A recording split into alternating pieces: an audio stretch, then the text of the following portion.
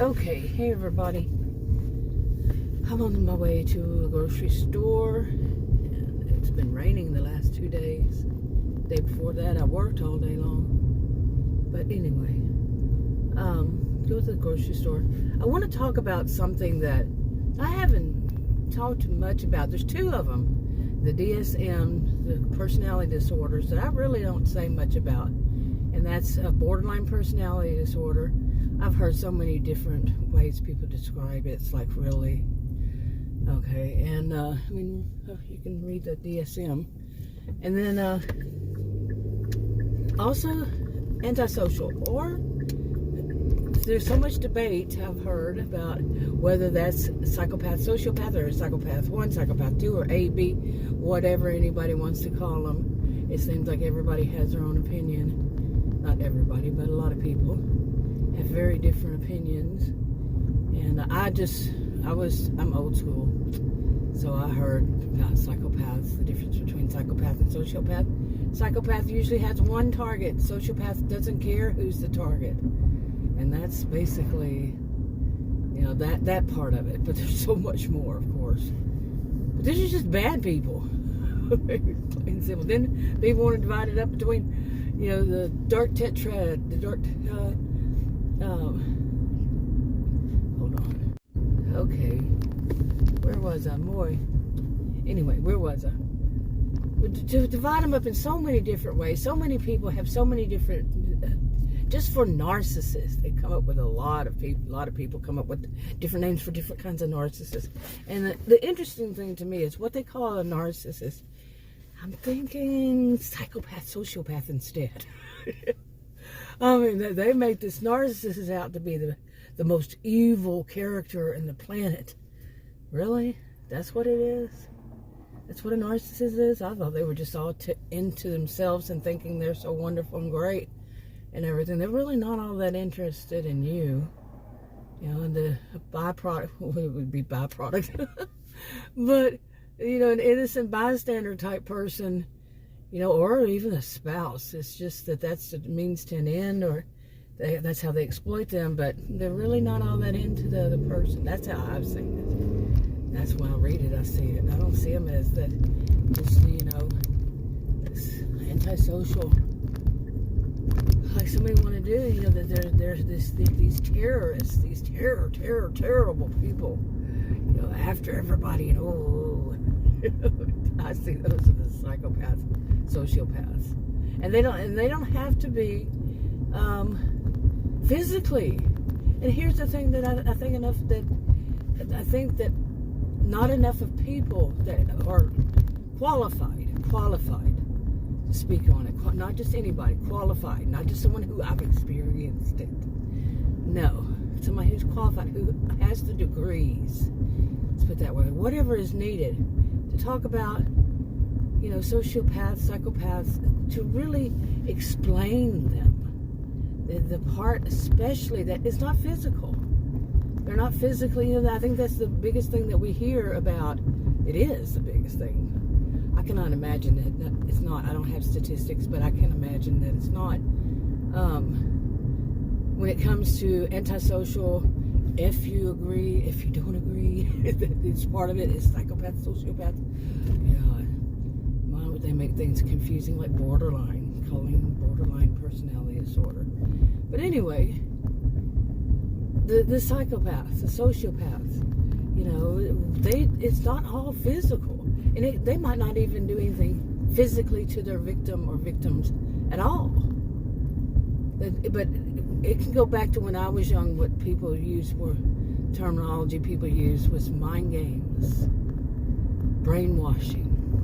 Think of those, just those two. There's more, but just there's more. Think about those two, just two of them. And think about the psychological damage these people can do. They can really twist a person's mind. This kind of thing. And I'll tell you, the funny thing that brought up, there's more than one, by the way. One of them was very real right there in my face today, kind of thing. But when I was thinking about this, like I have had this great improvement recently in my health. And it's something I thought that I should have been able to do, but I needed the permission of a doctor, and not really permission. I mean, I'm a grown adult, but I just needed a doctor to say that you can do that, because the pharmacist, and they said, well, you need it, but they really couldn't have stopped me. But in my own mind, I needed a doctor, someone with an MD, to say, yeah, it's okay to do that. I didn't ask this doctor just said it. And after that, it was exactly what I wanted to do, pretty much. And boy, what a difference it's made. I mean, seriously, big time difference. And I'm thinking my brain will finally start to clear up now. Yeah, let's hope. It's been years that my brain has been all foggy. And but anyway, but now that's looks like it's going away. Yay! Anyway, I just wanted to add that part in. Hold on. Okay, so anyway, yeah, where was I? I'm not gonna go back and listen while I'm driving. But these about the psychopaths and sociopaths. What I was saying was that about what happened. I was thinking about this. I had this great improvement going on, and I'm supposed to check back in a month or 4 weeks. I want to change that because I was sick the first couple weeks of it. This trial, this is what I'm doing. Plus, I want to adjust it, tweak it myself. I mean, if it weren't for me, I don't think I'd be alive. Because I can't get doctors to tell me crap. And not enough. But pharmacists will. Recently, pharmacist said, you sure you want to take what that same doctor gave me? And I said, I'm not taking it at all. I'm not going to take it. She had just filled it when I didn't want it filled, but I said, I'm not going to take that, because I knew what I didn't know what it was, but I had a feeling I should not take that. And she told me, yeah, this could cause you some great problems. This is not the first time a pharmacist has warned me about doctors, what they've been trying to give me. Seriously. Not the first time. In fact, it happens far too often. Seriously. Think about that. No wonder they don't like two of the doctors I had didn't like pharmacists. Were flat out with it. The other ones might not, but they just don't say. But anyway, yeah, it was weird. It was each and every time. It was really weird. The pharmacist catches this stuff. And it's more than one pharmacist. So yeah, anyway, same place, but different pharmacists. Anyway, so I was thinking about this great improvement, and I remember a time that it was one of those MAs, the ones that elevate themselves. It was that type. Not all MAs do that. And I'm talking about medical assistant, not master's of arts. And anyway, the young woman had called me, and she was saying, she was reading off my results or something, and I said, okay. Anyway, this young MA, she called me, and it was like she was trying to get the most like authoritative or authoritarian voice possible, and she was going to tell me off and tell me that I was messing up and all this stuff. And I said, what was the last score on that from the last time? And she read it. She looked it over, and then she read it. And I said, what is it this time? And she read it. And I said, so that is what? I said, that's a great improvement, isn't it? Boy, she kind of started, you could tell she was probably sitting there shivering in her skivvies. She was shaking in her shoes. Oh, whatever I could do. Did I mix two? Okay, I'm going to have to do that. I had to cut it off real fast, and I got it just in time without getting a bunch of kids. I don't put other people's kids in my videos. I'm not perfect, but so far so good, I think. Not that I would know I'm not perfect. Anyway, I cut them out usually if I catch them. So I'm going to put it like this. But anyway, she, where was I? What was I talking about? Then I accidentally left my SUV in gear as I was sitting here, because I was trying to see that if I caught it in time. And I'm like, all of a sudden my SUV started moving a little bit forward. But I would have caught it before I got out. So Anyway, but the young woman, she the MA, you know, the ones that the type that would elevate themselves up to that of a doctor when they went to school. What about a few weeks to a few months to do what they do? But anyway, she said that. I said, so in other words, it was a great improvement from before until now. I did a great improvement. He started, well, you know what, you're right, you did. I said, yeah. And I don't remember exactly what I put it, but I clued her in that sometimes giving, you know, good, you know, being, what was the term I was thinking about today? But basically having a positive attitude, basically encouraging. That's it, you know, encouragement. You know, you were supposed to stop back there, mister. But, didn't do there either. But, encouragement makes a big difference. I cannot imagine why doctors, nurse practitioners, PAs, why they believe that instead they need to cut the person down. I've seen too many like this. I can't say all of them. I say the ones I've seen that who do this. They do that. They already do that, you see. Why they see that? I mean, as a reason to, you know, what do they think they're going to get out of that? Like, say a person goes into, this has not happened to me, but say a person goes in, they lose weight, they lose, you know, they have 6 months between appointments and they lose a good amount of weight, you know, one that's healthy, but still it's a good amount. And they go to the doctor and they only need to lose about 10 more pounds or something like that. And they go to the doctor, and the doctor says, but you still have that 10 pounds to lose. And they start getting real rude, and they point their finger, and they do that bitter beer face look on them, you know. That sounded so awful. It does sound awful. I did that on purpose. It sounds, you know, like some, yeah. You see what I'm saying? They can't just be nice and say, that's a great improvement.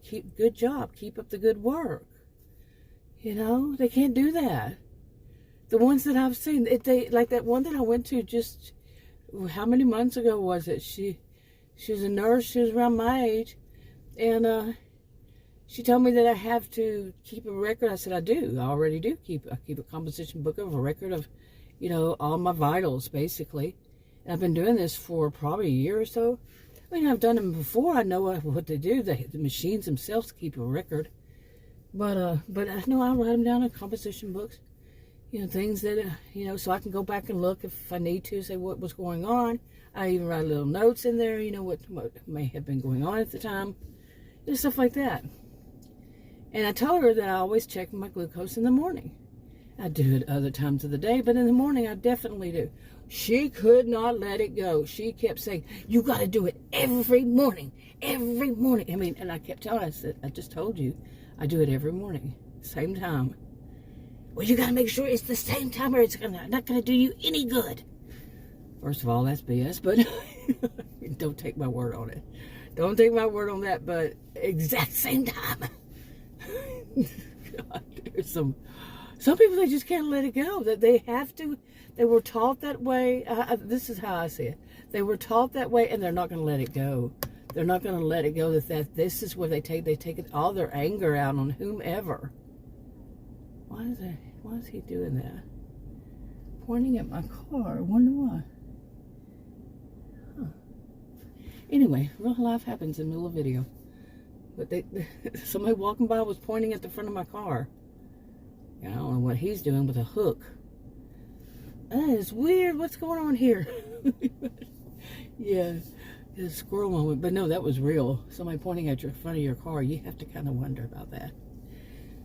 And then somebody walking by with a hook. Okay, I get what he's doing. It's picking up the shopping carts. Anyway, so yeah, you know, she could not let it go. And then I wonder about this one. She made the mistake. Here's the mistake she made. First off, it wasn't her mistake. She had a patient that was going to the hospital, but she cut an hour into my appointment. She was an hour late for my appointment. She rushed me through, boom, boom, you know, didn't even want to see anything. No, and I don't want to see anything in hospital, because what she couldn't say was, "I'm sorry I was late." She didn't say that. I mean, this is the first time to see her. She seemed like she couldn't say, "I'm sorry I'm late." No, that would be admitting, yeah, you're late. Okay, so what? You're late. And that she's going to take what would be about an hour-long appointment, because first, check-in first appointment. No, she's going to tell me to come back in 4 weeks and hand me a piece of paper to keep a log of your glucose levels. The piece of paper that she handed me, the log, was for blood pressure. Yeah. I went to another one after that for a... it was one of those urgent cares and urgent care facilities, and I saw something there that had a list of doctors. So yeah, maybe I'll have a better luck, because that's the second person in that office, and I'm not impressed. I got sick 2 days later after being there, so wasn't impressed. It wasn't impressive at all. Plus, she didn't even renew my prescription. She said I could just have my pharmacist call him. Well, my pharmacist is not going to have her name, okay, because it was the first time I saw her. But she wasn't thinking. I guess she was thinking, she's all those patients after me, and she wants to get back on track. So, off of my back. So, not impressed. But anyway, I could just see her. Even though I can guess it. I can guess this is what's going to happen, because I'm 60 years old. I've had plenty of experience. My degrees are in psychology and sociology. I was a career student over 20 years. I have a genius IQ. It doesn't take a genius to figure this out, though, at all. I wouldn't think so. I mean, really. That the next time she's going to say, well, it's your fault. She's going to try to blame the victim on why she gave me the wrong paper, and that I should have said something to her. It fell on the floor. She not only did she get it out of a folder that she would know what was in that folder, but the log sheet, but it fell on the floor right in front of her, so she bent down and picked it up, and I just put it in my purse. Okay, I'm trusting that she knows what the hell she's doing, but apparently not. And she couldn't tell that from that either. Okay, I didn't know that thing was there, but anyway, strike the word hell. I don't cuss on my videos. I mean, I've been doing them on my original channel for 10 years. It'll be in August this year, 10 years. So it's 9 years. And I think the total probably wouldn't even be 10 times that I've said, used a cuss word. Seriously. It's just tacky to me. And I know there's some people out there, to each their own, really. But some people say, well, adults cuss. No, not all adults do. Surprisingly enough, you're wrong. Wow. This store is getting so busy. I'm quite distracted because there's so many people. It's like, what the heck, But anyway, and I was thinking about that this morning. I was thinking about, because every morning I write it down. I don't like doing a log sheet. I like my nice, neat little composition books. It's so much neater to me. But, these doctors, they have to have a quick look. Yeah. Which they never look at. Have I mentioned that? I've been to many healthcare providers. And not a single one of them has ever asked me to show the book. Or show the log once I do it. Yeah. It's yeah. Never. They give them, but they don't ask for them. So you can have them with you, and they could rush you through so fast that you don't get a chance to even talk about it, and all that effort you put in. Okay, can you wear anything tighter? Whoa, yuck. I really don't care. She's perfect body, probably. Some would say, I don't care, but that's just, whoa. Yikes. I mean, what's funny is I'm one of the more open-minded people, and I remember when I was young, I heard somebody said to me, if you open your mind don't open your mind so far that your brain will fall out. And I thought, oh, that's just one of those people. But at this point in my life, I agree. There's a limit.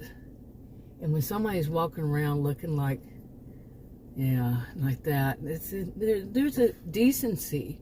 What is it called? Indecent exposure, indecency. I don't know. Don't ask me. I don't know all that. But still, there are rules, there are laws, and there are social contracts, there are social you know, all around, that you just don't do that. Like this person who just ran the stop sign. Lots of people run that stop sign. That person did too. You know, ran the stop sign. Just ran right through it. You know, and there are people walking across there, and they just don't care. They're first. I don't care that they have to stop there. It actually says, a big stop sign says stop. The next one says stop. And from the other direction, stop. But no, they don't stop. Anyway. So where was I? So that was one thing. And then there was another. And I want to talk about that. And so many things have happened. I've been sick. You know, today I really don't know what's wrong with me either. I don't know. But, I mean, not sick that I'd be catching. Whatever it is, I ate something. Not that kind of sick either. But it's just something that, anyway. I'm not going to say it. Anyway, move on. But there's something else I want to talk about, and that's the people, you know, when you really start to think about it, the older you get, the more family, people you could call part of your extended family, your in-laws, all together, combine them all together. And that also includes, like, your siblings. You're adult, you're all adults. I'm 60, say. Their in-laws, their spouses and their spouses' family members, not just the parents if they're still alive, but the siblings, and then theirs, and then their, you know, like your own child has, you know, is married, they have in-laws, and those, you know, not just the parents that who are around your age, but all these people, you just start to see they have so many people, you know.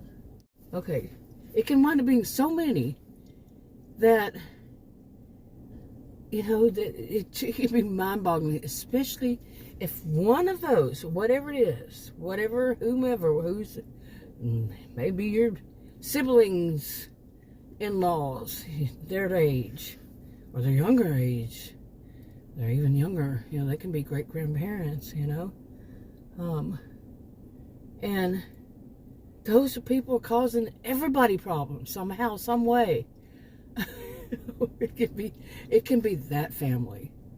Isn't there always at least that one? You know, when you have to question, like what I was starting to talk about from the beginning, is when it comes down to it, psychopaths, sociopaths,